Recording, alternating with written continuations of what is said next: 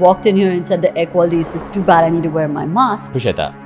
But if you could see the effects of pollution in this, right, in Mumbai, you probably will start wearing a mask. I've seen my skin health dramatically change in the past 3 days since being here. Really? Like dramatic.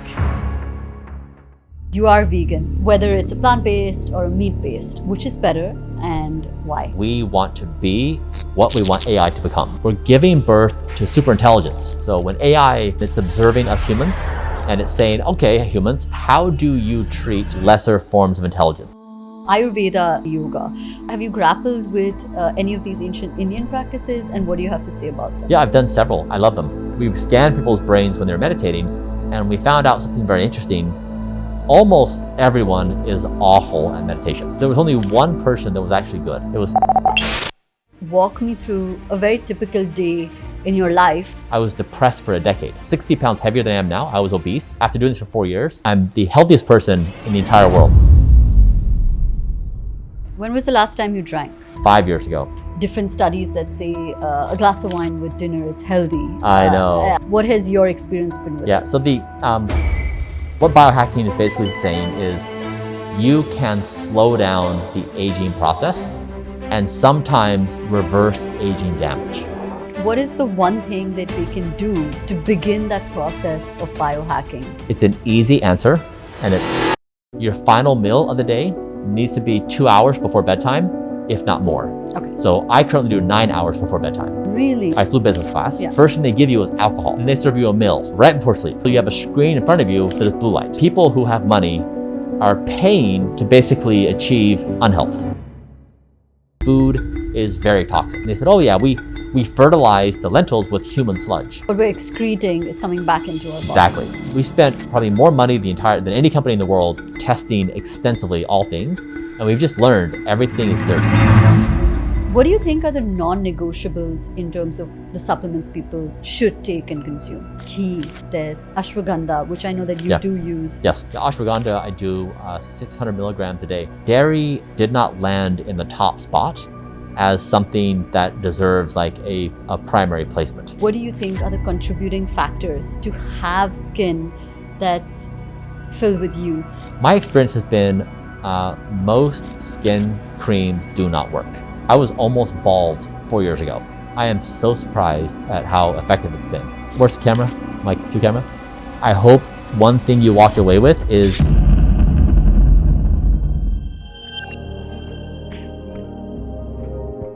what if I told you it's possible to reverse aging? So much so that at nearly 50 years old, you can have the heart of a 37-year-old and the metabolic rate of a teenager.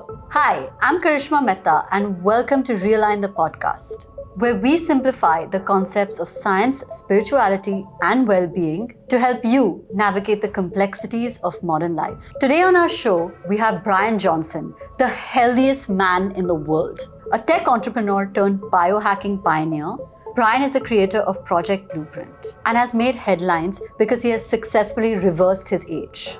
Known as the most measured man in the world, Bryan shares his data-driven process of aging backwards, the science behind going from 50 years of age to 18, and how humanity can live to be 120. Get actionable steps to optimize your life, from skincare and diet to sleep and exercise. This is your blueprint. Get ready to challenge your perspective on aging, health, and the future of human potential. It's time to realign mind, body, and soul. Hi, Bryan. Welcome to Humans of Bombay. Thanks. And so sorry about the air quality. You have ignited a very interesting thought in me that this is not normal to breathe this air. So already learned a lot in the first 2-minute interaction with you. So thank you for doing this. You're welcome. Okay, so Bryan, you look great. You're in great shape, and you have a metabolic rate that's higher than 98.5% of 18-year-olds. So tell me, what is it that kind of drove you to wanting to achieve this? Was it avoiding death? What are your thoughts on mortality, on life? Let's just begin with that. Yeah, like I guess I read a lot of biographies. Yeah. I love reading about people in history. And if you look back through the centuries, you can see people in their time and place who are able to identify something really interesting and beyond their time, but they're able to do it. Like, for example, Magellan said, I think the world is round, Yeah. And I think I can sail around it in a ship. Yeah. And he put the materials together and the crew, and they did that. And then in the 60s, the US said, we think we can go to the moon. They put someone on the moon. And, on decoding the genome. So like people throughout history imagine impossibly hard endeavors. And so the question for us right now is, what in 2024 is the most aspirational thing we could contemplate? Like, Right. what could we dream of? Yeah. And right now it's primarily been go to Mars. Like that's the thing. Like we've been to the moon, therefore go to the next rock out there. And I wonder if the most aspirational and obvious thing is that we may be the first generation to not die. That has been an inconceivable thought. People have tried to pursue the fountain of youth for quite some time, and they've always failed, oftentimes in humorous ways. But at the point where we're at now with advances in AI and medicine and other elements of biology, I think it's the first time in human history where we can say we may not die. Yeah. Okay, on that note, please put on your mask. I know thank that you. you've been wanting to do that, so we'll carry on the rest of the podcast with you. Thank you. Appreciate that. Okay, yeah, so exactly, right. The fountain of youth is something that's always been discussed in terms of how do you keep with it, how do you keep at it. Yeah. But it's often time that you start thinking about youth and you start thinking about how to preserve it and conserve it Yes. once you've surpassed that time limit. Yes. So, and everything that you've been developing and the tech that you've been working with, at what point do you really start to preserve youth? And what's a good time for people to start thinking about, the healthiest way to doing that? Yeah. So a lot of people in their 40s, 50s, 60s, 70s, 80s, they really do increasingly think about these things because age hurts. Things start breaking. You're not the person you were before. And so it becomes increasingly top of mind. But if you look at the broader scale today, people are working on don't die before they're even conceived. So in embryo selection right now, for example, the couples are doing, you're basically optimizing the genetics of the person for better health, better outcomes. And so in that case, the person is working on their health before they're even born. Right. And so it's in contrast because a lot of people in their early 20s, if they start doing things that are healthy, like for example, they don't drink and smoke like their friends do, the friends will give them a hard time and say, why are you doing that? You're only 20. Yeah. But you have to remember like that is late. Like it's late to start relative to doing it before conception. Wow. Okay. So basically it's never early enough. There's never too early to begin working on this. Okay. And when you talk about Project Blueprint, right? Walk me through. So for those who are watching, if they have no context whatsoever, Yeah. how would you describe Project Blueprint in a couple of lines? Yeah, it's a quest that if we are the first generation to not die, this is an experiment to say how close are we to that. And so what my team and I did is we said, if we're going to do this experiment, then we need to do a few things. One is we need to look at all the scientific evidence on health span and lifespan. Like what do the studies show actually works to reverse aging and to slow down the speed of aging? And then two, we measured the biological age of every organ in my body. So right now I'm 47 years old chronologically, Yeah. but my body has hundreds of different ages. So for example, my heart is 37. Okay. My diaphragm is age 18. My liver functions at the age of an 18-year-old. My left ear is 64. So I have different ages throughout my body. And once you understand those baseline ages of the organs, you can then say, okay, now we have a situation where the heart is 37. Can we get the heart to be 36? Can we get the heart to be 35? Right. And so you try to drive the number down, and you can age the heart according to the anatomy, the cells and the structure, and also the function. Right. And so the project has basically been, we're starting off with me as a 47-year-old with all these different ages, and we're saying, can we get my body to be age 18? Right. And obviously this wasn't the case always, right? Like I've watched a couple of your YouTube videos where you spoke about your journey with depression. You also spoke about the fact that you weren't this healthy, Yeah. and there was a shift that happened. So two questions here. What kind of propelled you into taking this seriously? And the second, if you could describe what you were pre this body and this age that you are. I was an entrepreneur, and I subscribed to the idea that you grind really hard as an entrepreneur, and you grind hard enough that if you're not suffering in your health, you're not working hard enough.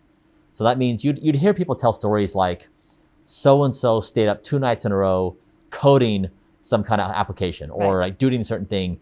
And people would sit, in awe, say, amazing, they're so brilliant and epic. And so that inspires other people to say, I want to be respected. I want praise from other people. So they emulate those practices. And so they don't sleep, they don't eat well, they don't exercise, they're eating pizza. And it just has this compounding effect where people feel like they're missing out or their fear of like not making as much progress. And so it's like this escalation of bad health practices, which really has a negative effect. Like for me, I was depressed for a decade, chronically depressed. I was 60 pounds heavier than I am now. I was obese and my health was just in a terrible place. So as a 43-year-old, I was in really bad health. And now, I after doing this for 4 years, I have the best health markers of anybody on planet Earth. So I'm the healthiest person in the entire world. I have, wow. This is why the air quality thing is so interesting and relevant is that I published, there's 43 biomarkers I have. And they range from my sleep to my cardiovascular ability, to my speed of aging, to my bone density, like all the above. I've achieved the best markers in the entire world. And so for me, that's encouraging for everybody because what I did, others can do. Right. I spent But you know what we see, right? Oh, like you said, like it's been 4 years, but it's been an extremely regimented routine where you're very particular. Like you said, like, you walked in here and said the air quality is just too bad, I need to wear my mask. But there are 100 other things that go into this, right? The body of work. So can you first walk me through a very typical day in your life and what it would consist of? Yeah. Every day begins the night before. So I go to bed at exactly 8:30 p.m. And you don't vary from that ever? I don't. I mean, so occasionally, like for example, when I came here to India, my schedule changes. Of course, because you were jet lagged. Exactly. Well, I mean, just because the time changed. But otherwise, like even now that I'm here, I try to maintain exactly the same schedule. Okay. And so I did that because I achieved the best sleep score in human history, 8 months of perfect sleep. And I wanted to do that because no one really took sleep seriously. No one has. It's like this afterthought. And so, I am a professional sleeper. So 8:30 p.m. I go to bed and then I wake up naturally around 4 or 5 in the morning. And then I do a morning routine that's about 3 to 4 hours. So it's an hour of exercise. It's a certain breakfast of vegetables, berries, nuts, seeds. It's about 40 different pills. There's 2 or 3 therapies. I have red light therapy. I'm currently doing hyperbaric oxygen therapy. So in a chamber with 100% oxygen. So the therapies kind of like rotate through as you try all different things, but roughly my first 4 hours of the day is doing everything health and wellness. Okay. And what about variability, right? Like how does, say, the social construct factor into this? Say there's a dinner party for somebody in your family, or there's something that's going on that's post 8:30. How does it kind of fit into, because what most people struggle with is the fact that, okay, they say, I'm going to do this, but then these inevitable things show up, and then obviously there's a dip. So how is it that you navigate things like that? Yeah, so I guess the first few years, I was not trying to accommodate anything in the world. I was trying to achieve the best biomarkers in history and to showcase that we actually may be the first generation to not die. So in doing that, I was willing to sacrifice everything. For that objective. Now that we've achieved those markers where it's kind of like interesting, like maybe this moment is special, I've tried to be much more, I've tried to like relax it a little bit to showcase that you can also do this and have fun. So for example, the other night, the DJ Grimes was playing. And she's a friend of mine, and we went and she was doing the show. And so I went to bed at 7 p.m. I slept for 2 hours to get my deep sleep. I woke up at 9. I went to her show. I danced for a couple hours, and I went to bed at 1 a.m. And I got the rest of my sleep. And so I got a 100% sleep score, and I was still able to be out, have fun, dance, hang out. And so I was able to showcase that you can slightly modify your routines, still get your sleep in, and have fun with friends. I didn't drink. I didn't do any kind of stimulants or any drugs. And I still had a great time. When was the last time you drank? 5 years ago. Wow. Okay. And that is categorical difference that you notice 100%? Because there are so many different studies that say a glass of wine with dinner is healthy. I know. Like there are so many different things that the problem is we're in an era of too much information overload. You actually don't know which way to go when it comes to trusting certain studies. So what has your experience been with it? So the maybe the context around my decision making, because your comment is good, where most people are like, a glass of wine with dinner is nice. Yeah. It's enjoyable, it tastes good, it's a nice ritual, I feel great. And like if it has some kind of negative effect on sleep, like I'll make the trade-off. And so my argument is not that we shouldn't enjoy life. My argument is not that we should be extreme. My argument is that this moment is the most important moment in the history of the human race, because we're giving birth to super intelligence in the form of AI. Yeah. Now, this form of intelligence is going to be far superior to us in every way.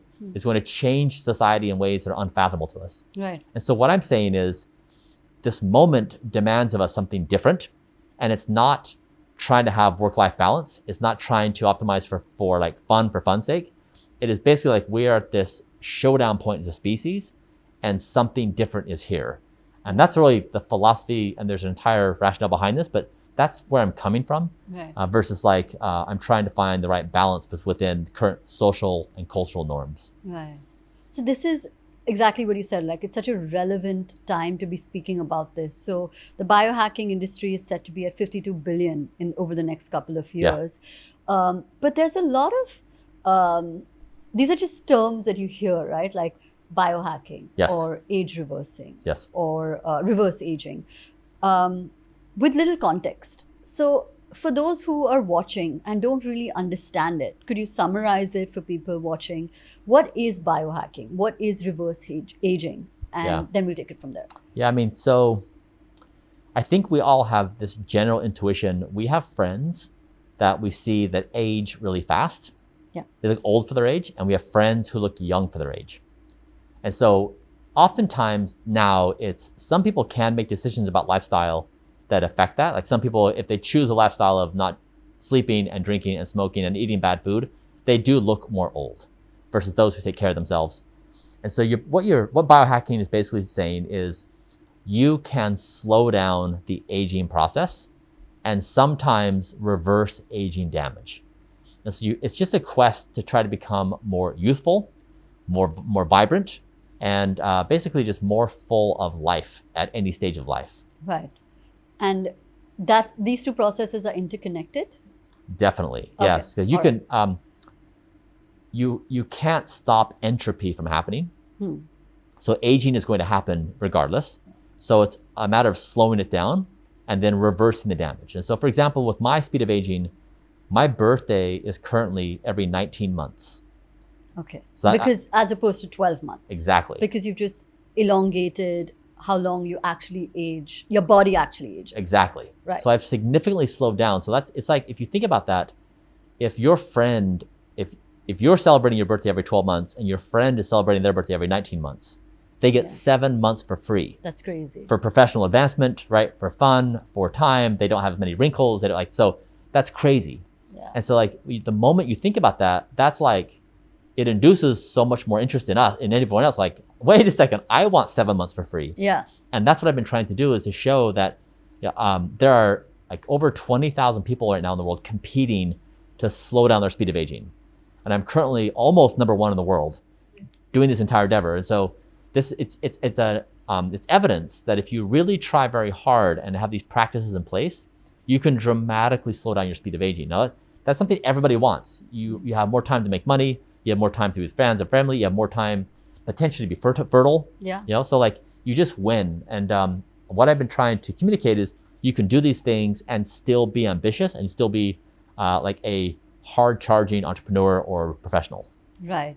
So for those watching, right, what is the one thing that they can do to begin that process of biohacking? Because we'll get into your processes in the next segment, but just as a pointer for people who lead very busy lives or just being introduced to this concept, what is the one thing that they can do? It's an easy answer, and it's sleep. Okay. Yeah, and so I'll explain there's 5 things. So I'll do this with you. So Yeah.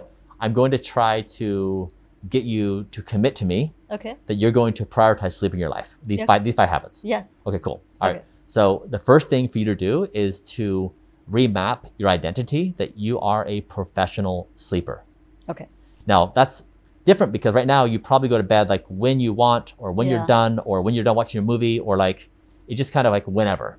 And so when you're a professional sleeper, you take sleep as seriously as you do your podcast. Right. You're on time, right? You hold yourself to a high standard. It's like professional. Yeah, you want to be excellent. Like so that's you need to think about sleep in the same way. Okay. Okay. Number 2 is your final meal of the day needs to be 2 hours before bedtime, if not more. Okay. So I currently do 9 hours before bedtime.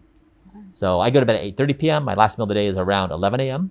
Really? And so when I do that, my resting heart rate is 44. So it's very low. It's almost like an elite athlete. And when it's 44, I'm guaranteed a perfect night's sleep. Now, if I eat later in the day or I eat something like carbs, like breads or pastas, my heart rate will be 55 to 60 and my sleep will reduce by 40%. So last meal of the day, 2 hours, if not earlier, but experiment with 3 hours before, 4, 5, 6, 7, find what's right for you. But you'll find the earlier and lighter you eat, the better your sleep's going to be. Okay. 3 is light in your environment. So you don't want blues. Yeah. You want red light, ambers, like oranges. So about an hour or so before bed, try to eliminate all screens and all blue lights in your house and just do the red and ambers. 4 is consistency. So what time's your bedtime? What time do you want to make your bedtime? I think like 10 Okay. would be good. Yeah, 10, Great. 10:30. Yeah. No. So try to be in bed every night, plus or minus 30 minutes at 10 o'clock. So 9:30 to 10:30 every night. Okay. So if you do a social affair, like try to plan ahead. Yeah. When I was doing my world's best sleep score, I was doing within 1 minute. And What does that mean? I would go to bed in between 8:29 and 8:31. Sharp. Sharp. Like I was that precise. Wow. And I will tell you, it was unbelievable how good my body became at sleep. So 8:29 would strike, and my body would be like, it's time. And I would just lay down and be knocked out. That's like a dream scenario, right? Because most people, what they do is they lay in bed Yes. and cannot sleep. Exactly. Or sleep comes in very many fragments. It's not like consistent, deep sleep that you get, especially to train your mind to think that, okay, this is the time I need to sleep when I'm in bed, is extremely difficult for people to do. Exactly. Yeah. So like to give you an example of how good it was, it still is so I would be asleep within 2 minutes. I would be getting 2 hours of REM and 2 hours of deep. I wouldn't get up the entire night. And it would just like sleep straight through the night. And so. And you wake up without any kind of alarm or any kind of external. Just all natural. Wow. And I wake up feeling refreshed and I feel excited and energetic. And so the body has this incredible power to sleep. Yeah. And it struggles to do so when you're not consistent, when you're drinking alcohol, when you're eating late food, when you have blue light. And so like when I came here, actually I flew here on Singapore Airlines. Okay. I flew business class. Yeah. And so you walk in the airplane and the first thing they give you is alcohol. Yeah. Right? Yeah. Right? It's like. That's consistent practice across airlines. Yeah. So it wrecks your sleep. And then you sit down and then you take off, then they serve you a meal. Yeah. Right before sleep. Yeah. And then as you eat your meal, you have a screen in front of you that is blue light. So like everything is just everything. Like, don't sleep. It's wreckage. And so it's funny because like here you have wealth. Yeah. Like people who have money are paying to basically achieve unhealth. Like it's basically luxury die. Right. And so it just like is an example of like our practices are so off. So number 5, and this is important for someone like yourself especially, is a wind down routine. Okay. So at 9 o'clock, your wind down routine commences, which means your sleep mode is important. So for example, for me, so at 7:30 p.m., Sleep Bryan's in charge. So that means Sleep Bryan puts on armor and a shield, and it's like, you shall not pass. And then at 7:31, a thought's going to come in. I'm going to say, Bryan, hey Bryan, I have a new idea about a new thing we can build with the business. Yeah. So, and I have to say, Sleep Bryan says, thank you, ambitious Bryan. You're doing a wonderful job at life. We really appreciate you. We are going to write this down, and then tomorrow we have all day to work on this. Thank you. And then anxious Bryan will say, you know what, today in that podcast, you said that thing that was potentially really offensive. They probably hate you, right? Thank you, anxious Bryan. We appreciate you letting us know that we need to reconcile this thing. Yeah. We're gonna write this thing down. We have all day tomorrow to kind of think this thing through. But you have to go through this ritualistic process because your brain is trying to reconcile the day. It's like, what did we do well? What mistakes did we make? Or what are we mad about? Who do we need to talk to? Like, right, all the things. Yeah. If you don't reconcile, you go to bed and you're laying down on the pillow and your brain's like, I'm not ready to go to bed yet because I haven't reconciled the day. Yeah. And that's when you spin.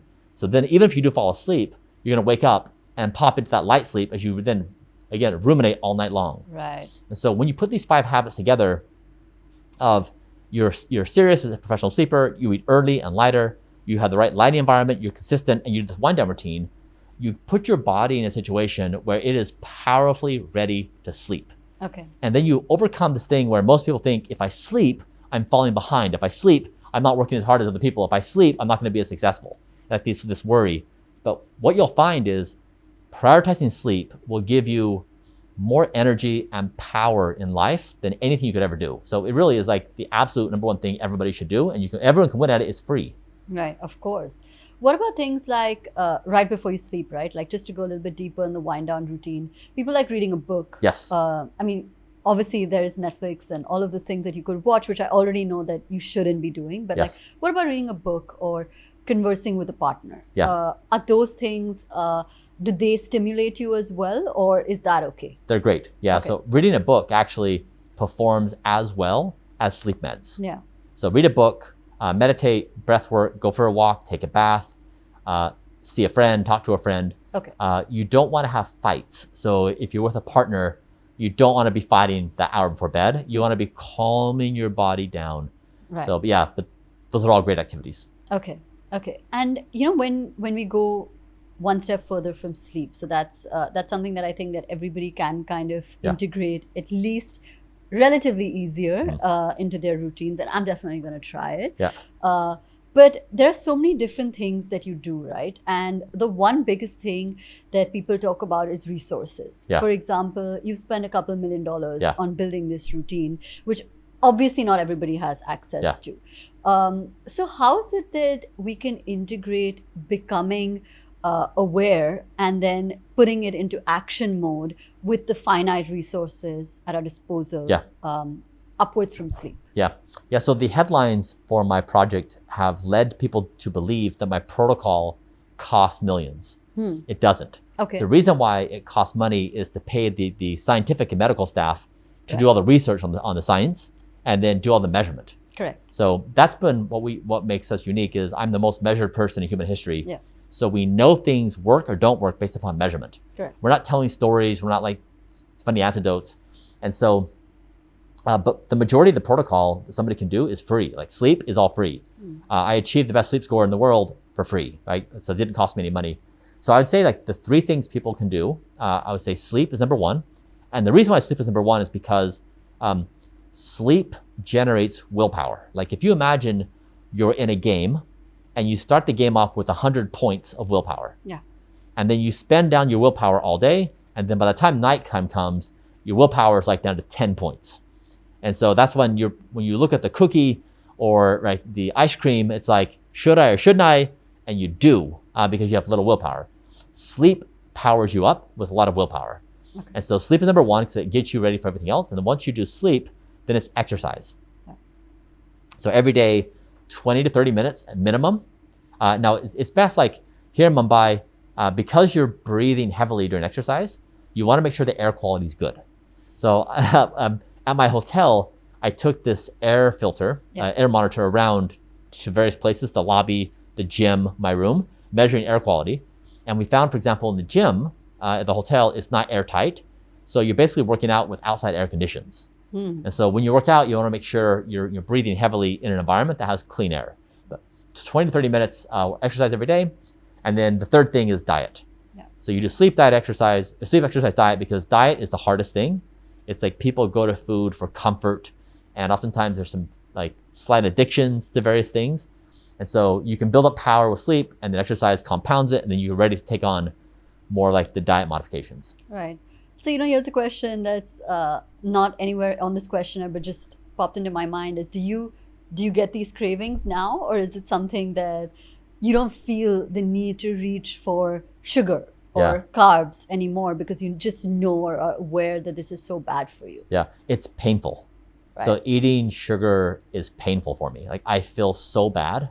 I get a headache. I feel lethargic. It's instantaneous.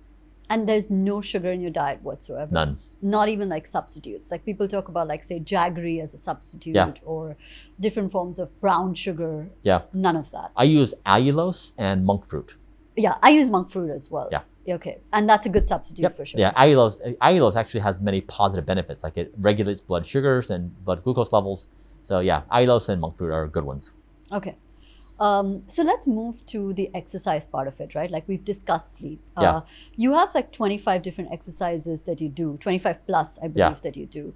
But a study shows that the number one constraint to 52% of adults to work out is actually time. Yes. That I have too busy a schedule. I need to be at my desk by this time. Yeah. I work late hours. Just where is the time? Yeah. How can they kind of integrate a healthier exercise routine or Yeah. some of the things that you do within these constraints? Yeah. So really just make it very simple. So for example, if you have a job, take a break every 30 minutes and do a few jumping jacks or do a push-up or do some leg raises or do a plank. Just throughout the day, you can be active all day long and that still counts. Okay. So you don't need to have a gym membership. You don't need to do some fancy workout protocol. Just being active is a really big win. Yeah. If So like taking the stairs, for example. Yeah, taking the stairs. Yeah. Or if you have a call with somebody Yeah. and normally you would be on video, take it on voice and just walk around for 30 minutes. So just be active. And so it's really much more doable than most people think. You don't need to study like every single movement. You don't need to work out every muscle group. Just be active. Correct. Okay. And it's that simple to integrate into your That's schedule. simple. Yeah. Okay. What are some of the techniques that you use when it comes to exercise? Because you have such an elaborate routine, something that perhaps people can elevate and include in their lifestyle. Yeah. So my objective, of course, is to have an 18-year-old body. Right. So the muscle mass of an 18-year-old body, the body fat, the flexibility, the dynamic range. And so my protocol is a bit different because I'm trying to achieve like absolute peak performance. But for most people, I'd say all forms of exercise are great. So if somebody's preference is yoga, wonderful. If it's swimming, great. Running, jogging. So really, it's just it's the most important thing is do something you'll actually do. Okay. But if it's if somebody doesn't prefer a certain kind of exercise, I don't want them to feel forced. Yeah. I would say that strength training is good. So it's really helpful for all kinds of reasons like bone density and musculoskeletal to lift weights. So I think muscle or strength training is important to have muscle. But outside of that, just kind of do your thing and be active. Yeah. Just feel good about it. Yes. Basically, effectively. Okay. Yes. Yeah, just get the wins in. Yeah. You spoke about yoga, right? And there are so many ancient Indian practices that are now people are taking very seriously or speaking about or exploring. So Ayurveda Yeah. is one of the big ones. There's obviously yoga. Have you grappled with any of these ancient Indian practices, and what do you have to say about them? Yeah, I've done several. I love them. Yeah, Okay. yoga is great. It's so hard. Right. Yeah, so I respect it as a practice. I respect that the skill set required is very high. Right. So I like the rigorousness of it. So I think it's great. Yeah. And what about things like meditation, right? Which like we were talking about earlier, when right before you sleep, the reason why those thoughts come into your mind is because it's quiet. Yes. And that's what most people struggle with in meditation, Yeah. which is that I can't be in a state of nothingness. There are Yeah. too many thoughts, Yeah. and I can't seem to focus. Like a to-do list pops into Yeah. my mind, or something I should have said or should have done. Yeah. What has your experience been with meditation, and what has the role of meditation been in this journey or the quest for a younger body? Yeah, so the funny thing is on the meditation side is that I built this company, Kernel. We built one of the world's best brain interfaces. And one of the applications we had on that was looking at people's brains when they meditate. Okay. And we could basically score the brain. And what was cool about that is that when most people talk about meditation, there's no accountability. Like I can say I'm a great meditator, and you may believe me, right? That I close my eyes and I meditate. You think like, oh, Bryan must be in a Zen state. Yeah. But the thing is, nobody knows what another person's meditative experience is like. So it's not like an overweight person can say, I'm skinny. It's like, you're clearly not skinny, like you're clearly overweight. Yeah. So we scanned people's brains when they're meditating, and we found out something very interesting. Almost everyone is awful at meditation. Which is really funny. You can't fake it. So we put this brain interface on, and there was only one person that was actually good. Okay. It was Sam Harris. Okay. Yeah, which he's a practiced meditator, and so that was cool to see that he's actually good. But otherwise, I think it really, by saying this, it helps relieve in people's minds, thinking that like, somehow they think they're unique, that their mind is running to other people's minds are somehow calm. Not true. It's a very hard practice. So a lot of people who struggle with that, you can do breath work. And breath work is much more active. You're counting. So now you're like focused on a given thing versus trying the nothingness route. So breath work or meditation, I do both. But yeah, I think they're great for overall health. How much time do you meditate for? Daily. I do morning and night. Okay. And what's the duration? Depends on the day, maybe like 5 or 10 minutes. It's pretty quick. Okay, so it doesn't have to be like a stretched out like 30 minutes, 45 minutes, which is what people associate with meditation. Exactly. It can be as little as 5 to 10 minutes. This is the thing, like if you see the pattern in everything I'm talking about, this doesn't need to be a big deal, right? You can choose to live a healthy life and be casual about it. You can go to bed on time, you can eat your food at the appropriate time. You can just be active throughout the day, lift a little weight, a few weights. You can do breath work. It can be pretty chill. So a lot of people, you're right, they see this and they think, oh, it's way too much, I can never do it. Yeah. You can. It's just like they're just basic life habits. You just need to build them up one at a time. Okay. Let's talk about diet, right? Because so much of all of this depends upon what we actually put into our bodies. And there's so much unawareness / misinformation about diet. So if there's one thing that you want to tell people about what they should know about what they're putting into their body, what is it? Yes, I guess I have a few thoughts on this. Okay. One is when I started this project, because we were measuring everything, we started measuring all of my food and my supplements. So we'd send it to third-party labs and we'd test it. And we'd say, does this supplement have, 1,000 IU of vitamin D like they say they do? And does this food have this, this amount of protein and carbohydrates? And what are the levels of environmental toxins? And you might guess what we found. It's inaccurate. Exactly. Exactly. Things don't have what they say they have. And isn't that illegal? if you're saying this contains like 100 grams of protein and it has like 50 grams of protein, is that illegal? It's so there are laws in the US, but nobody measures. Right. How do you even know? Yeah, it's like no, they don't measure, no one else measures, so it just kind of just happens. And we found out that not only are they off in what they say, but also that food has a lot of environmental toxins. Like food is very toxic. And it's a problem of the global supply chain. So for example, we just built a lentils product. Okay. And we were buying black lentils. Yeah. And we got them from 5 different vendors. And they all came back with very high levels of heavy metals. Yeah, exactly. And we're like, why is this? Like cocoa has naturally occurring heavy metals, but not lentils. And we said, why? And they said, oh yeah, we fertilize the lentils with human sludge. And we said, like, why are you doing that? It's a lower cost fertilization. And so humans have heavy metals in their body, and then this sludge is used to fertilize the lentils. So we're basically cycling the heavy metals through our bodies again and again. What we're excreting is coming back into our bodies. Exactly. Okay. And so the concept became very clear to me that food is guilty until proven innocent. Wow. Like we spent probably more money than any company in the world testing extensively all things, and we've just learned everything is dirty. And so where do you go from here? So we found a few suppliers around the world for our various things. But like for example, in this trip to India, we're here for 6 days. I brought with me every calorie I will consume the entire trip.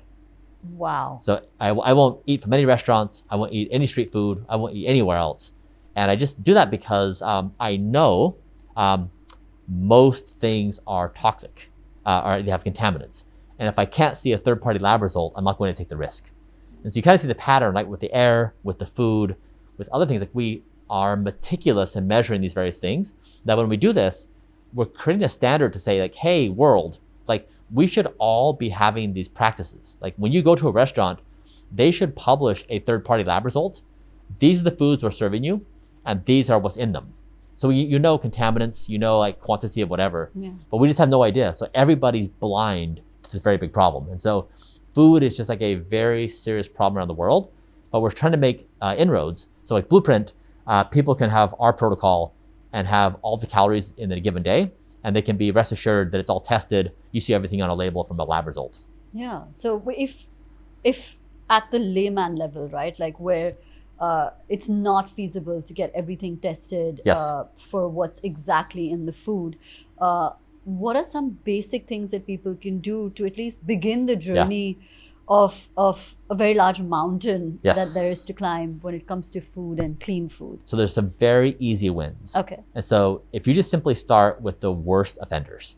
The worst offenders. Yes. Okay. So like, let's just say like fried food is not a good idea. Yeah. So try to eliminate fried food. Sugar is not a good idea. Try to avoid that. Junk food, try to avoid that. So if you can knock out the big ones, like just take the big bad ones and push those aside.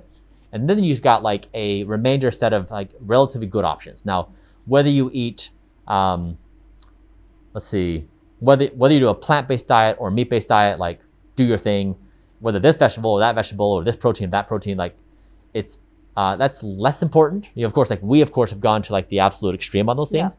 But for most people who just want to get through the day, trying to avoid the bad stuff is a really strong start. Okay. So you said whether it's a plant-based or a meat-based, but what is your opinion? Because you are vegan and you consume a vegan, you have a vegan diet. Yes. Which is better and why? Yeah.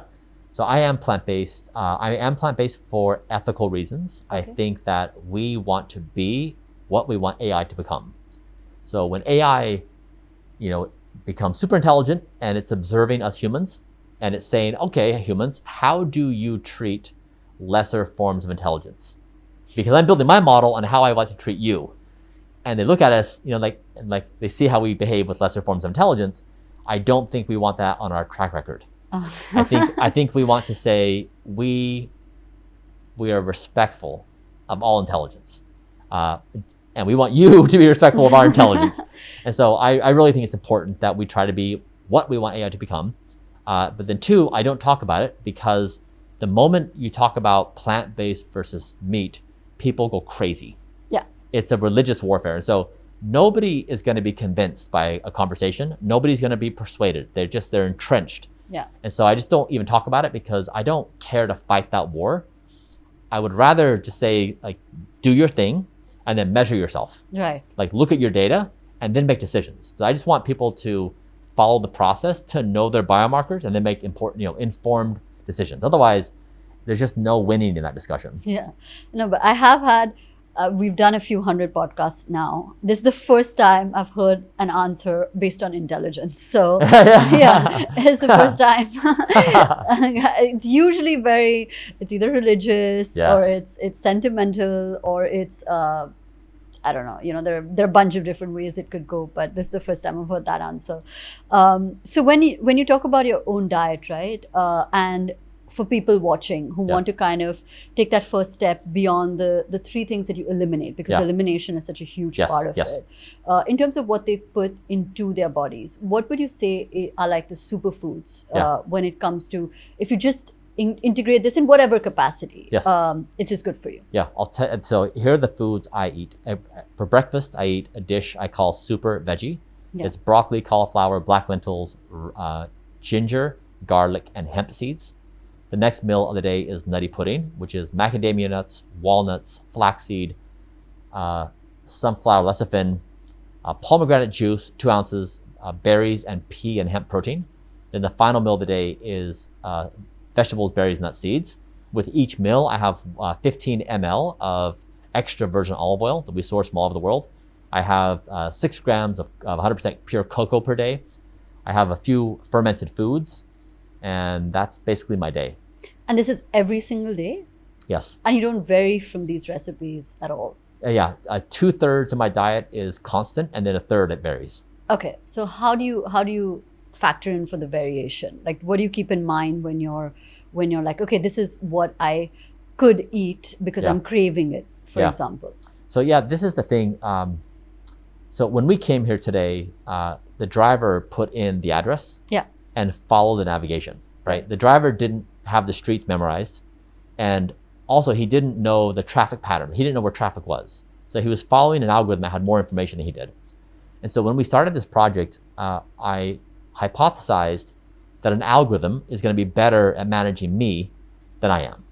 I was basically saying the same thing, like it's going to know more about my body, it's going to know more about the science, and it's going to do better at a computational framework of saying, eat this, do that. Right. So it's like you trust Google Maps to just Exactly. know the traffic patterns, etc. Exactly. Right. So- So what do you use to kind of indicate? So we built our own algorithm.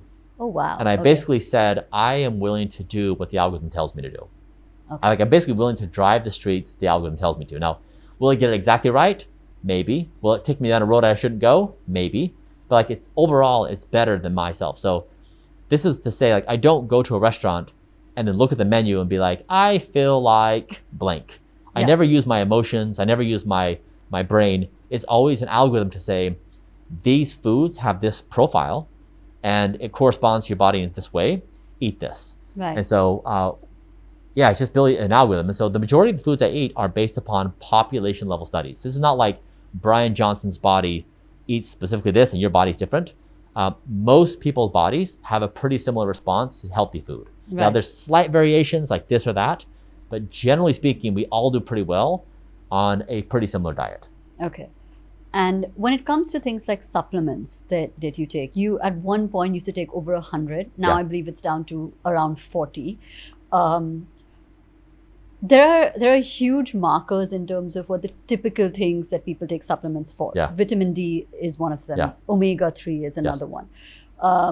But you've done such a huge body of research and work in this overall what you ingest. What do you think are the non-negotiables in terms of the supplements people should take and consume? Yeah. So the first thing to know is that no diet can properly satisfy every need the body has. Okay. So supplementation is necessary on a certain level. And then it's a question of, are you trying to basically satisfy minerals and nutrients? Are you trying to do more aggressive anti-aging molecules? And so we try to put together what is again, like if you say the best don't die protocol you can put together based upon science, that's what we've done. And so we've said like the body benefits from all these different compounds. And so that's been our objective. But then for everyone else, so with Blueprint, and we've shared this openly with the world, we have a basic level of things that everybody benefits from every day. Okay. That's like basic things the body needs. And then we have like these more advanced things that somebody can do. So in the basic thing, we have things like vitamin D. There's a certain daily amount. Vitamin E. We include things like calcium alpha ketoglutarate, glycine, creatine. So like a base level of things that naturally benefit the body, which pair well with a healthy diet.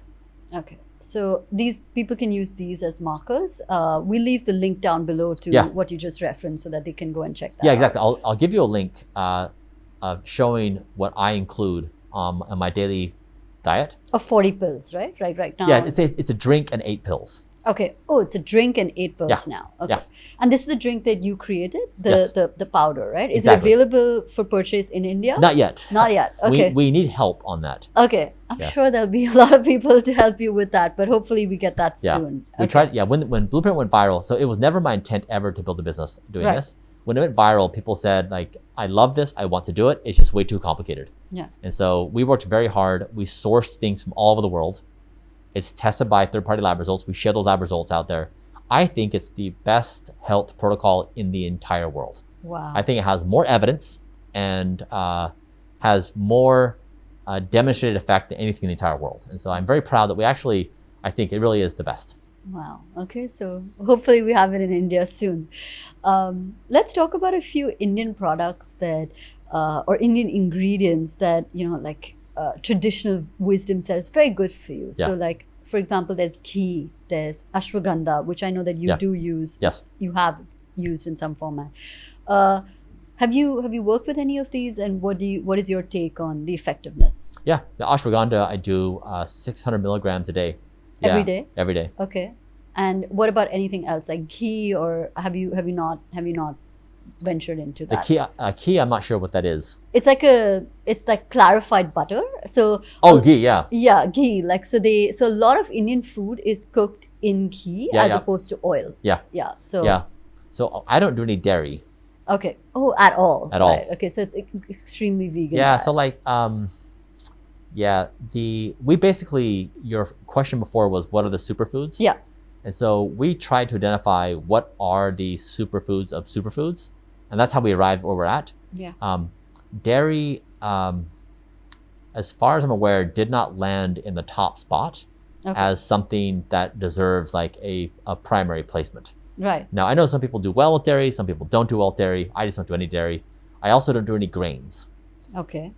At all. At all. This has been for 5 years. Yeah, no grains. And that actually, the grains supports, because in a recent paper looking at 16 speed of aging clocks, grains were shown to accelerate the speed of aging, buckwheat in particular. Yeah. So so I think for Indians, I think it's a pretty carb heavy diet. I think that people may benefit by lowering, if not reducing, eliminating the carbs, and just try it. I think you might see a boost in sleep. I think you might see a boost in overall health. Okay. So when we talk about diet and we talk about sleep and exercise, a byproduct of it is that people want to look younger or feel younger. Yes. But two elements here, which you obviously talk a lot about, and I've seen a couple of your YouTube videos, is hair and skin. What can people do today, or what do you think are the contributing factors to have skin that's filled with youth, that you don't see the crow lines under your eyes, the wrinkles, all of the above? What do you think is the largest contributing factor, and what can people do to begin the process of anti-aging when it comes to skin? Three things for skin. One is that sun causes a lot of damage. So the sun is good because it helps regulate mood and hormones and vitamin D. It also does not come for free. And so when you're in the sun, you're getting damage. Now, the amount of damage depends upon the time of day, your skin color, all that kind of stuff. But generally speaking, the sun is pretty damaging because it lessens collagen, elastin. It increases color, discoloring the skin, a breakdown of wrinkles and stuff like that. So sun is very costly for skin health. Two is the skin is something you can't fake. Yeah. You can't it's like you in the raw. Yeah. And so a diet, like your skin is what you consume. And wow. So a healthy food, basically, skin is the first thing I look at when I meet somebody. It is like the most obvious and powerful marker of that person's health. Yeah. And so it really does. If your diet is filled with bad foods, junk foods, you will see it in the skin. And youth hides that a little bit, but you can see signs of it. And then I'd say three, environmental toxins really they really wear skin down quite a bit. Yeah. So for example, air quality here or contaminants in the food is really tough on the skin. Okay. So, yeah. So if we were to begin the process of trying to curb the natural aging because of these factors, what is something that we could eat to begin that process? I know you said that obviously processed food is a no-no. There's fried food, the sugar, but is there something that you can consume to evidently begin seeing that change in your skin? Yeah, collagen peptides. Collagen peptides. Yeah. Okay. Yep. So that's the only thing I do which is not plant-based. Okay. And I do roughly 20 grams a day. You can pair it with 250 milligrams of vitamin C. Okay. So collagen peptides is good, and then just a good diet generally. Fruits and vegetables, adequate protein like pea and hemp, berries, nuts, seeds. So it really does. It will boost skin health, and then also exercise. If you're doing cardiovascular fitness, it definitely shows in your skin health. Right. So these habits we spoke about of sleep, diet, exercise, like mastering the basics, you will see the results in your sleep. When you're not getting well rested, when you don't have a good diet, we know this. We see our friends and we see their skin is not bright and shiny. It's dull. Yeah. And you can see when someone who has vibrant skin, they typically have those things in place, or they're just less than 18 years old. Yeah.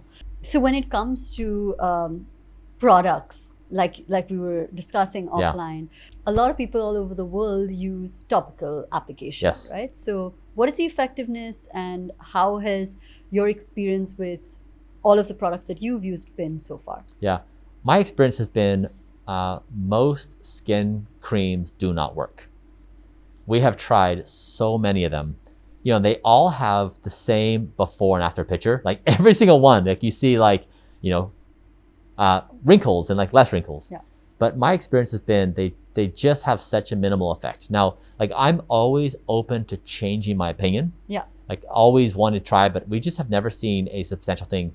The biggest gains we've seen from skin, like I started this, so if we had 43, my skin was wrecked. Like the entire life I had been in the sun, a lot of sun damage. I wasn't eating well, I wasn't sleeping well. So if you look at pictures of me when I was 43, my skin was wrecked. Wow. And now I've reversed my skin age by something like 20 years using multispectral imaging. So this is not subjective, this is using technology to quantify like browns, reds, pores, UV damage, etc. And I'd say the biggest wins have been a proper sun. So like I'm very white, and so I'm very sensitive to the sun. Where if you have darker skin, you may have less. But like I walk around, for example, with an umbrella. And so I never get direct sun exposure. So actually that's not true. In the morning and the evenings, I'm in the sun directly, but when the UV index is low. So throughout the day, the UV index will climb and roughly around 12 or 1, it peaks. So like right now, I would imagine in India, it's like maybe 10 or 11 UV index. Yeah. So if you're out in the sun during that high peak time, the damage to your skin is very, very high. So if you're in the sun during the day, during these high UV index times, you either want an umbrella or you want to wear some kind of mineral-based sunscreen, or you want some kind of protective clothing. But direct exposure to the skin can cause a lot of damage. Again, varies on your skin color, etc. But just be aware of the sun. And then number 2, we talked about a good diet, good and exercise. And then I've tried all the lasers, the therapies. There's 2 that I like. One is called Tixel. It's a thermal mechanical ablation. So it's just like a titanium tip. It hits the skin at a few hundred degrees Fahrenheit and does a slight burn. So you're inflicting damage to the body and it rebuilds collagen and elastin. The other one is SOFWave, SOFWAVE, and it uses ultrasound to, to initiate micro injury on the dermal layer. And so 2 millimeters below the skin surface, and that rebuilds collagen and elastin. Okay. And so those are the things I found to be most powerful. I do use skin creams, but they're really kind of pretty basic. Yeah. I don't use advanced ones. We are currently doing a project looking at some of these more like creams that have come out in the past 2 or 3 years to see if they're actually better. But it really, like the pattern here and all we're doing is it goes back to the basics every single time of just like sleep, diet, exercise, trying to avoid bad stuff. That's really the power laws of health. What about things like retinols, right? Like Sure. there's so much discussion around that, and most people believe that retinols work. Yep. What has been your experience with retinol? Yeah, retinol has good evidence. It has good evidence. Yeah, it has good evidence. Yep. And you know, Okay. vitamin C serum. So it's not that creams are bad. It's just that I think you need to tame your expectations Okay. for like what it actually can do. But yeah, retinol has good evidence. Okay. When it comes to wrinkles, like you said, like if you look at a photo of you when you were 43 Yeah. And you look now, it's almost wrinkle free, right? So Yes. how is it, what do you think is the largest contributing factor to that? I mean, I rebuilt my entire body. Right? Like, Yeah. you know, if you think about how cells turn over in the body, I'm just a different human entirely. So it's everything put Everything. together. It's not like one thing that you can identify. Yeah, and like I do things like, for example, I just started a new therapy, hyperbaric oxygen therapy. Okay. So I sit in a chamber for 90 minutes. I get 100% pure oxygen for 70 minutes of that time. And that increases production of collagen. And so there's all these other added benefits. So yeah, there's quite a few things I'm doing for skin. Like actually, I've seen my skin health dramatically change in the past 3 days since being here. Really? Like dramatic. Like Okay. my skin on my arm would glow 3 days ago, and now it's like it's red and it's freckled. So like these, like the pollutants have just like my body's like almost have an allergic reaction to it. Wow. Yeah, I guess it's used to being very clean and in and around very clean air. So that's crazy that 3 days can do that kind of damage. Exactly. What about when people want to pick the right sunscreen? What is it that they should look for? Because everybody puts like, I use sunscreen, but like I've not really gone down to the molecular level of what actually should comprise. So what are some of the things that people can use as markers? Yeah, so two good things is find a mineral-based sunscreen and then try to find in the sunscreen that has an active of zinc oxide. Okay. Like I think 10 to 15% or 5 to 15%, something like that. Yeah. That's a good base. So I don't use chemical sunscreens. So mineral and zinc oxide is the active, is a good place to start. Okay, perfect. What about hair? I saw a video where you spoke about your hair journey and the fact that you also reversed graying. We'll get to that in a moment. But even when it comes to hair density and hair loss, you said something very interesting in one of your videos where you said that don't wait to lose hair to begin the process of conserving it. It should be top of mind when you have a full set of hair already. So two things there, right? One is that hopefully that adds awareness to people right now. But what about people who already are in the phase of hair loss, which can be contributed to a multiple number of factors? Stress is linked to hair loss, at least out there. But if they are going through hair loss, what is it that they can do? Yeah, there's a few things. So I was almost bald 4 years ago. So I have a full head of hair. I am so surprised at how effective it's been. So first, things that did not work. So we did a lot of PRP. So you draw the blood, spin it up, pull the plasma out. Exactly. So we did 6 therapies over like 9 months or 12 months, something like that. It didn't work at all. And that was kind of what the literature showed, is a PRP is kind of hit and miss. It works for some, not for others. It's expensive and painful. So I don't think PRP is a first starting point. So what 2 things that do work is minoxidil, men and women. So 5% is good. It's just a daily application. And then I did another one, another protocol recently where I did a genetic test, and my hair protocol is both minoxidil plus like 5 or 6 other ingredients that are optimized for how I metabolize these things. So like a genetic-based hair serum. But if you want to do a simple 5% minoxidil is fine. If you want the customized formula just to see what it looks like, the company is rootsbyga.com, and you can just see the ingredients they play with and customize for people's results. And then I use red light therapy. So I have a cap with 312 laser diodes, 6 minutes a day. And then recently we've been using growth factors. So I put the growth factors on my head, and then I use the red light cap. And I think that's probably been the biggest boost to the growth hair, is the growth factors. So we're going to, we got these from South Korea. We've been experimenting with it. So I think we'll make it into a product for Blueprint. But those are the, like basically, so start with hair, minoxidil, red light cap therapy as a basic protocol. And then the more advanced therapies will be the growth factors. Okay, so, and the red light therapy, I've seen the hat that you wear.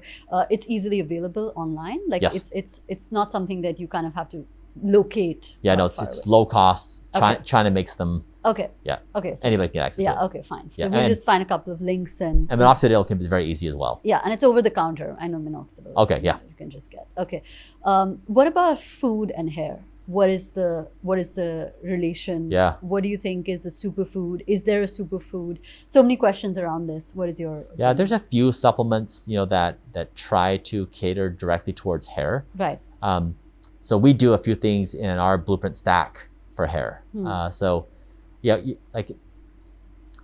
It's really, the body benefits entirely from food, exercise, and diet. I mean, sleep, exercise, and nutrition. Yeah. So while there are specific things for hair growth, is generally speaking, your body just runs better when it's being properly taken care of. Yeah. And so on the hair specific supplements, like I'm trying to think what we take for this. I need to go back and look at the literature, what we concluded. I don't remember off the top of my head. Maybe we could just add the link if we cool. get it post the episode. What about like foods, right? Not supplements, but like there's so many different things out there on the internet. Like you eat broccoli and it gives you better hair. Yeah. Is that a myth, or is that something that actually does have evidence? I would need to look at the literature. I don't know. Yeah. I know that like basically the internet is like endless, right? Yeah. Like if somebody out there in the world has made some kind of relationship mapping to every food, to every condition. Yeah. So whatever you want to find in search, you're going to find in search, and whatever is possible, some guru is going to be espousing it. And so like this is what we've tried to cut through. We've tried to say like, we don't believe anything from anybody. We're just going to look at the scientific evidence. Yeah. And I think this is why we've achieved best in world. Like we've done something no one has ever done before across like the entire body, hair, skin, heart, like everything, just by going through this process of looking at the evidence. Let's talk about markers, right? Like you measure every single thing. Yeah. Obviously, it's very elaborate, and that's obviously because you're on this mission towards this 18-year-old body. But in everyday life, how important is it to like say, mark your health, mark in terms of sleep quality, in terms of calories, in terms of how many steps you've done? How important is it? Yeah. I mean, I don't want this to feel overwhelming for people. Yeah. And so like the pattern, I hope when people listen to this, I hope what they conclude is not that like, now I'm going to eat broccoli for hair. Yeah. I hope what they hear from me is it's the basics they know to be true, which are the most important, right? It's going to bed on time. It's going to bed at the same time. It's not eating bad foods. It's eating good foods, exercising every day. Like those are the biggest things people can do versus chasing these very narrow things. Like I'm going to eat more cauliflower because of blank. Yeah. It's just like this endless thing that never works. It's much more important to get the habits centered. It's the hardest thing to do, but it's also the best thing to do. So measurement, like some things I've heard people talk about, they get a wearable and they will see that when they have alcohol, it wrecks their sleep. Yeah. Like even though they've heard it, they've heard so many people express that idea. When they actually see it in their own data, like, oh my God, I had a glass of red wine. I didn't think it was a big deal and it destroyed my sleep. It's like a life-changing event. Because you can see it in numbers. Yeah, it's a weird where it really helps land with the person. Whereas before you hear it in one ear out the other and they don't pay attention. Yeah. Somehow seeing it in their data changes it. So that's what I think measurement does is it brings home, like if you could see the effects of pollution in this, right, in Mumbai, you probably would start wearing a mask. Like if you could say like, it's actually making your skin age faster, you would probably wear a mask, right, for example. And so the beauty of measurement is that it really brings home that these things are true and real. You just can't see them. So they're invisible otherwise. So what are some of the markers that people should look out for when they're trying to get on this journey of bettering their health? A really easy one is resting heart rate before sleep. Okay. So you can use a device like a wearable, or you can just simply take your pulse. And so my resting heart rate before my sleep is 44. If it's 44, I have a perfect night's sleep. If I eat a lot of food or too much food or the wrong food, my resting heart rate is 56 to 60. Yeah. And that's gonna wreck my sleep. So people can start today after hearing this episode, and they can measure the resting heart rate before they go to bed. And let's just say somebody's heart rate is 60 when they start. If you make the changes of like eating 2 or 3 hours before bed, maybe having fewer carbs, etc., their resting heart rate is gonna go down to like 56. And when they do that, their sleep is going to increase. Yeah. And so that's a win. And that's free for everybody. But just to gain awareness that your heart is going to correspond with these decisions, which then corresponds to your sleep, which then corresponds to your willpower, then it kind of becomes a fun game of like, now what can I measure? So I say resting heart rate before sleep is a really good starting point for people to become aware of like this process of measurement. Right. We're around New Year's and a lot of resolutions go around. Yeah. Being healthier. Yes. Gym memberships really spike, right, in the first half of the year, and then kind of tapers down. What is it that you think people can, like you asked me to make a commitment towards sleep, and I'm really going to do it. What is it the one thing people should resolve to do to make a healthier lifestyle not a shortcut route, right? Like I'll eat one broccoli or one cauliflower and it's all going to be okay. Yeah.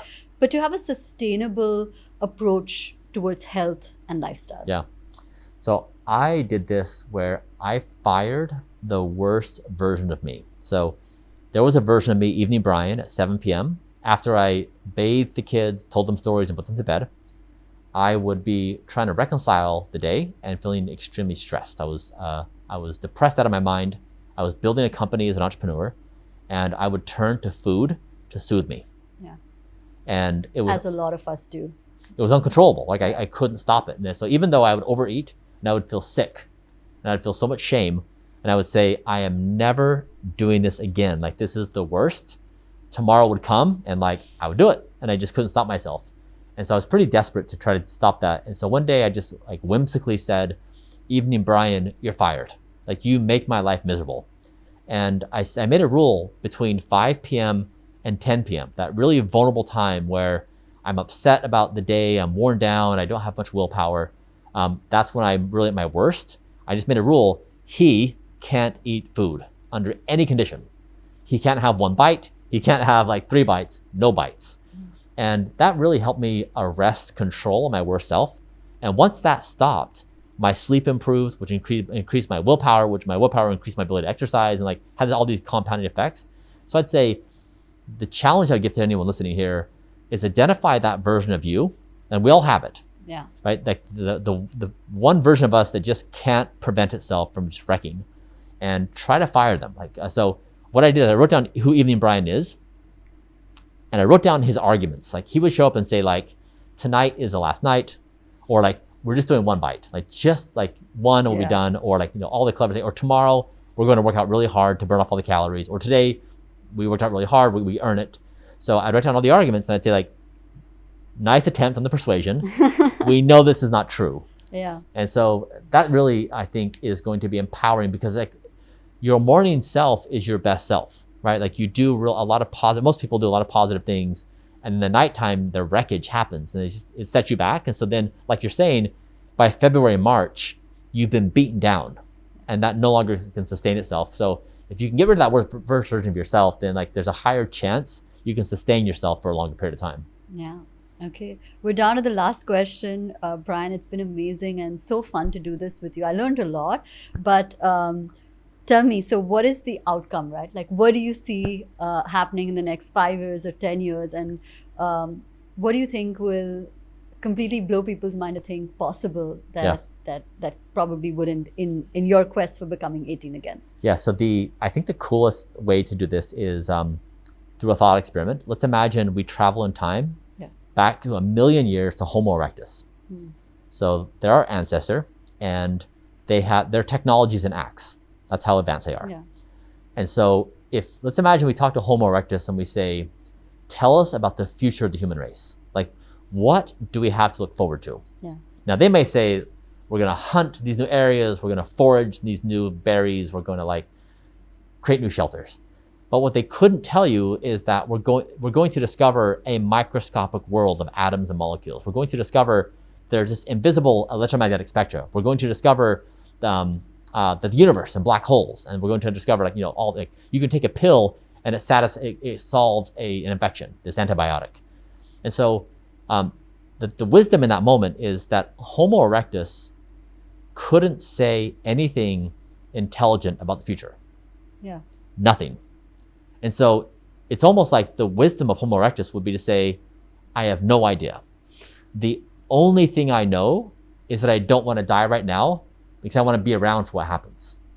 And I think in this moment, like the premise of your question is like, hey, Bryan, say something that's going to come in the future, right? That's exciting, that informs people. And I want you to do the exact opposite. I want to say that we're giving birth to superintelligence, and that superintelligence is going to be so far superior to us that we, in comparison, are a caveman. We are Homo erectus. Wow. And we can say absolutely nothing intelligent about the future. We have no idea. And to me, that is the most exciting situation in the entire world. So instead of filling the air with my speculations or like what we know, just like Homo erectus could never imagine how amazing our world is today and the possibilities of knowledge, we have the same situation in front of us. And so I'd say the same is true right now, and it is the most exciting time in the history of this planet to be alive. And the only thing I know is I don't want to die right now. I want to be around for this.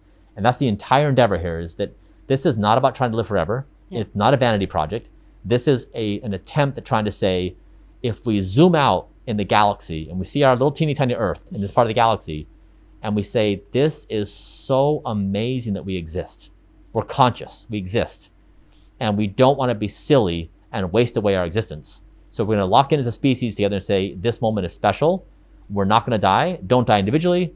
Don't kill each other. Don't destroy the planet. And align AI with don't die. That we take all of intelligence into one cohesive whole of a don't die framework and philosophy. That's what this is about. So it starts with sleep and exercise and diet, but it really bridges its way naturally to like, this is the most epic moment in our history to be alive. Yeah, and you can't even comprehend what the future is going to be like. Exactly. Yeah. That's amazing. Thank you so much for your time, Bryan. It's been amazing. I'm sure people are going to learn a lot, and we're going to add a ton of resources so that people can really benefit. And we hope to see Blueprint products in India soon. Yeah, cool. Yeah, and I would just say, everyone, where's the camera? Mic to camera? Yeah, I just That's say, yours. friends, great hanging out with you today. I hope one thing you walked away with is this is doable. You can make these basic changes in your life. You don't need to be fancy. You don't need to spend a lot of money. Most of these things are free. So don't worry about people saying different things. It doesn't matter. You know the things that are true is sleep is great, exercise is great, and just try to knock out the bad stuff and eat some good stuff.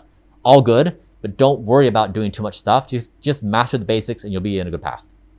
That's awesome. Thank you so much, Bryan. It's been lovely. Thank you. We hope this episode added value to your lives. Join the Realign movement. Like, share, and subscribe to our channel, and we'll see you in the next one.